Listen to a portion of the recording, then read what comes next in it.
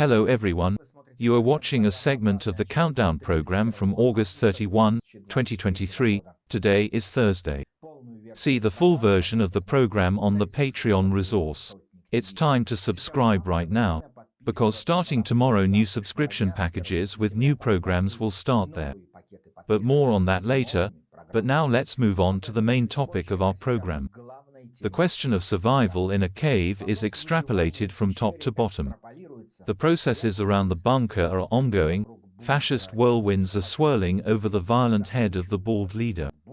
The CEC seriously states that it is time to adopt the positive experience of Zimbabwe in the matter of democratic voting, protect shaggy values and block the path to the pernicious influence of the West.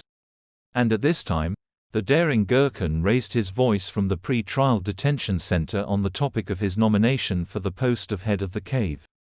Even worse, in his program text, Gherkin actually recognizes Putin as incompetent in military matters, a naive fool who was led by the nose by Western figures, including Poroshenko, as well as an inadmissibly kind and indecisive creature, around whom endless oligarchs are rubbing shoulders, robbing the cave.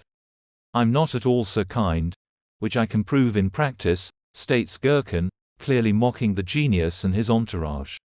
It is unlikely that Gherkin will be released after such a statement. Most likely, they will speed up the process of his conviction or make him a sudden prisoner. The terrorist's health has already deteriorated with a hint of a heart attack. Some insiders hanging around within the walls of the Apashechka note that among Putin's desired sparring partners, there are no jingoistic patriots, or angry hairy people. Therefore, Strelkov's supporters, who declared the political ambitions of their angry idol, are unlikely to understand the current political realities and do not feel the current political moment at all. It is obvious that even if he were free, Strelkov would have no chance of registering as a candidate for the fascist games, and it would be simply impossible to do this from a pre-trial detention center. The furry people are despondent. 300,000 signatures will, of course, be collected to nominate Gherkin. But now there are fears that such a nomination will be used for the final and irrevocable defeat of the armchair patriots, because the FSB will have in its hands a per capita list of angry idiots, coupled with their passport data. The paradigm of daily survival is relevant for everyone in its own way. Igor will dodge an old woman with a scythe while sitting in a pre-trial detention center, and Putin will move from one residence to another. And go and check which of the doubles has moved where. Kadyrov also thought about the frailty of existence and boarded a train, on which he arrived in Moscow to testify his loyalty to the bald commander. And if it gets really scary, he'll ride a donkey and get to the bunker along roundabout paths. Everyone survives as best they can. See this and other stories in full on Patreon. Become our patrons now and look further in this program. Today Ben Wallace resigned from the post of Minister of Defence of Britain, which he held for 4 years. The current head of the Ministry of Energy Grant Shapps has become the new Minister of Defence of Great Britain.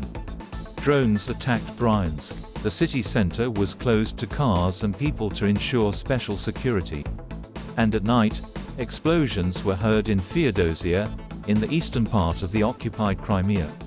This morning, due to flight restrictions at Vienakovo, Domodedovo, Zhukovsky airports, 45 aircraft left for alternate airports. After a special farewell to Prigozhin, the Mytishchi cemetery was cordoned off today, where Dmitry Utkin, who grunted on the same plane with the disgraced cook, was buried quietly, at home. Meanwhile, the bald playboy continues to cast a shadow in the cave. Someone has posted a video of Prigozhin supposedly alive with deleted metadata. And the last. Starting September 1, new packages for subscribing to new programs are being added to our Patreon. In principle, everything remains as before. A $1 package allows you to watch almost all programs, but with a noticeable delay. For $3 you will see Countdown on the day of release and 282 a few days after the broadcast. For $5 a subscriber gets access to the live program, 282 No Polites, and to those programs that are available in a $3 package. That is, The usual content remains unchanged. 2 more packages are added to the existing ones. For $7 per month, the subscriber will receive 8 postscript programs and annex to the countdown and 1 live feedback program, and for $10 another satirical show of Barbara Shura. Also, another subscription to another Patreon Sotnik Club started yesterday.